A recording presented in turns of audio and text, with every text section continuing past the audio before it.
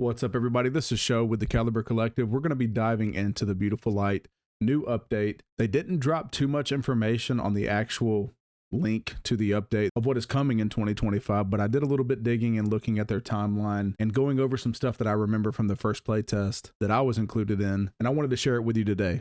2025 will be community-driven and an important year for Beautiful Light. They're going to be conducting the first medium and large-scale playtests on Steam so they can test the robustness, matchmaking systems, servers, etc. Additionally, they're going to be working on the persistent economy systems, including inventory and stash management. They want to start to introduce that gear fear to players, which I think it's no secret. It seems like everything's been tested, every different route to the extraction shooter. I always come back to the high stakes gear fear, one life type of gameplay, and it's just undeniable at this point. It's what I like, it's what a lot of people come back to, and it's what keeps retention in these games. You know, basically emphasizing when you're down, when you're up, and it's a gambling system that the mind really enjoys. And I think that Beautiful Light is trying to play on that a little bit, and I hope that they continue to focus on that, because with the horror and the dark elements of the game, it can really emphasize that fear. It can emphasize trying to hold on to your gear, trying to be solid with your decision making, things like that. They also said, we aim to begin playtesting the second map as soon as possible to validate early gameplay elements for this game loop. And I'm glad they finally said this here, so they're kind of talking about it. This map will build upon Ground Zero, offering a higher stakes gameplay. This is the key.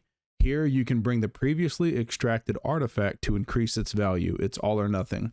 One thing that they hinted to us was the idea that the first game mode where you extract the artifact, you don't have to necessarily leave with it and I guess cash it in to make money or whatever. You can move on, I guess, instead of selling it or whatever I guess you do with it, you could take it into the next map, increasing the value of it. I don't know if you're going to have to take it somewhere and plant it or do something with it, but basically if you decide to do that, the stakes are going to be increased and your rewards will be increased if you're successful.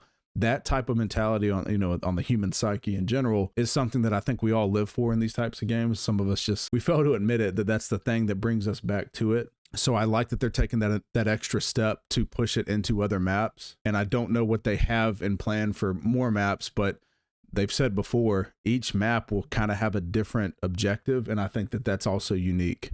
Tying it all together with the horror aspect, carrying the artifacts and what other objects, I have no idea, into different maps having different types of modes, and then everything coming back to, you being scared to lose your gear, you being selective with your decision making, and essentially trying to survive and extract every time you go in. Tying that all together, I think, is going to be what makes Beautiful Light original in this genre, and I believe it's going to bring them a lot of success. They also said later this year, they want to implement the first progression systems for the PMCs and anomalies. That's also a pretty unique thing with the extraction shooter, having that MMO style to level your character how you want and things like that and progress through it. Instead of just base stats, which they also do have, you're going to be able to kind of select, have a skill tree and select how you want to build your character throughout the progression. And I've been a big fan of that, so I'm glad they're doing it. So some of the systems that they're working on right now are going to be including, I won't list them all, but they're working on doors right now, off-raid UI, persistent loadouts. They're going to redesign the laptop a little bit. Also with the headlamp. The panic layer is really good. I don't know if y'all have seen that. When you're fearful or if you've been in a fight or you got the anomalies around you, you will shake a little bit and your reload will take longer. I don't know what else they're going to implement with that, but I thought that was a really cool system. They're going to be adding the new player-controlled anomaly, the Wendigo. This thing looks freaking scary. And then they're going to be extending Ground Zero and making it bigger. They're going to be adding 5 new weapons, the MK18. They're going to re-implement that. The USP, AKM, M12, and the APS. They're going to be adding some customization, face paints, things like that. And they're still in the concept phase of the anomaly skills, progression system as a whole, PMC skill tree, which is what I touched on earlier, character attributes, and then the weapon scope systems. So release date, a lot of people have been commenting on my channel, and I believe this one as well. A release date, and they're pretty vague about it, and I like that. They don't need to be, they need to take their time. They're doing a good job so far. It's either going to be the end of this year or sometime the end of next year. I'm thinking it's actually going to be the end of 2026, if I had to take a guess, or sometime mid to end 2026. They still have a lot of things they want to do.